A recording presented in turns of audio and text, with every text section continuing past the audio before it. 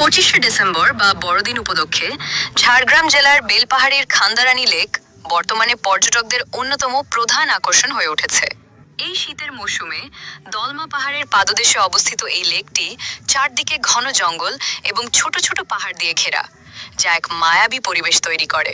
শীতের শুরুতে এখানে সুদূর সাইবেরিয়া বা অন্যান্য ঠান্ডা দেশ থেকে প্রচুর পরিযায়ী পাখি আসে।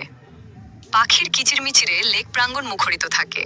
শহরের কোলাহল থেকে দূরে যারা একটু নিরিবিলিতে সময় কাটাতে চান, তাদের জন্য খান্দারানী এক আদর্শ জায়গা। 25শে ডিসেম্বর বা 1লা জানুয়ারির মতো বিশেষ দিনগুলোতে হাজার হাজার মানুষ এখানে পিকনিক করতে ভিড় জমান। লেকের পাড়ে নির্দিষ্ট জায়গায় রান্নাবান্না ও খাওয়া দাওয়ার আনন্দ উপভোগ করা যায়। লেকের টলটলে নীল জল আর নীল আকাশের প্রতিফলন ছবি তোলার জন্য চমৎকার ব্যাকগ্রাউন্ড তৈরি করে।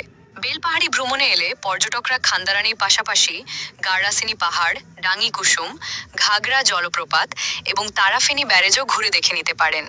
আজ 25শে ডিসেম্বর কিরকম লোকজন এখানে? হ্যাঁ, এখানে লোকজন বাইরে থেকে এসছে, আমরাও আজকে ফাঁকা পেয়েছি।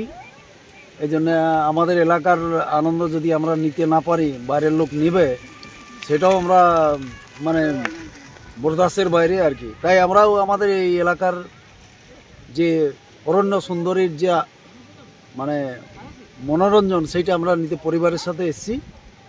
আমার সাথে আমার ভাই আছে। এটা খান্দারানী ড্যাম। এখান থেকে তো রাজ্যের বিভিন্ন জায়গা থেকে আসেন পর্যটকরা। হ্যাঁ, আছে, তাদের কাছে এরকম সৌন্দর্যের জায়গা নেই, তাই জন্য আসে আর কি। কিরকম দেখছেন আজকে এই এলাকাটা? খুব ভালো লাগছে। আজকে আমি ছুটি পেয়েছি, আমি পরিবার নিয়ে এসেছেন? হ্যাঁ, পরিবার নিয়ে এসেছি।